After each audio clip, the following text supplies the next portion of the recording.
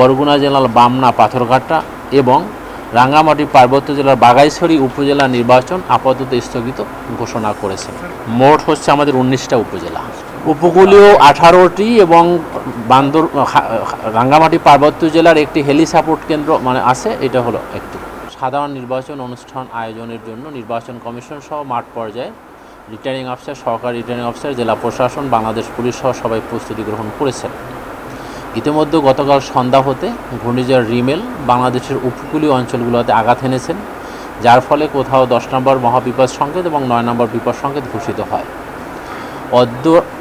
এই পর্যন্ত প্রাপ্ত তথ্য অনুযায়ী যে সমস্ত নির্বাচনী এলাকাগুলোতে জলোচ্ছ্বাসের পানি প্রবেশ করেছেন, কোথাও কোথাও বেড়িবাঁধ ভেঙে পানি প্রবেশ করেছেন, কোথাও কোথাও ঘূর্ণিঝড়ে গাছ উপড়ে পড়েছেন, কোথাও বিদ্যুৎ সংযোগ বিচ্ছিন্ন রয়েছে, এই সব কিছু বিবেচনায় নিয়ে জেলা প্রশাসক এবং বিভাগীয় কমিশনারদের নিকট থেকে প্রাপ্ত তথ্যের আলোকে 40% বেশি গ্লো, বিশ্বের 1 নম্বর গ্লো ক্রিম, নতুন গ্লো এন্ড লাভলি।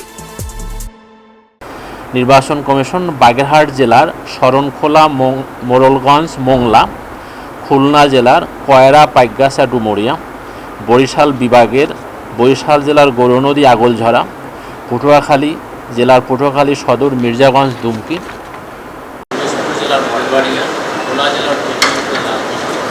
কাটি জেলার রাজাপুর, কাঠালিয়া, বরগুনা জেলার বামনা পাথরঘাটা এবং রাঙ্গামাটি পার্বত্য জেলার বাঘাইছড়ি উপজেলা নির্বাচন আপাতত স্থগিত ঘোষণা করেছে।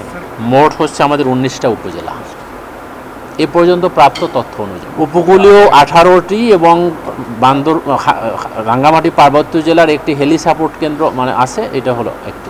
এটা আমরা যখন তথ্য পাবো তার উপরে তো আমরা ক্ষয়ক্ষতি এবং ওখানকার বর্তমান বাস্তব পরিস্থিতির রিপোর্ট প্রাপ্তির আলোকে এটা আসবে। 109/19 এটা যদি আমরা আরেকটু পরে রিপোর্ট কোথাও থেকে এরকম পাই যেখানে আমাদের ভোট কেন্দ্র জলমগ্ন আছে বা যাতায়াতের রাস্তা ভেঙে গিয়েছে, সেক্ষেত্রে হয়তো অনুপযোগী না। প্রথম হচ্ছে ওখানে এখনও বৃষ্টি আছে আর পানি জমে আছে।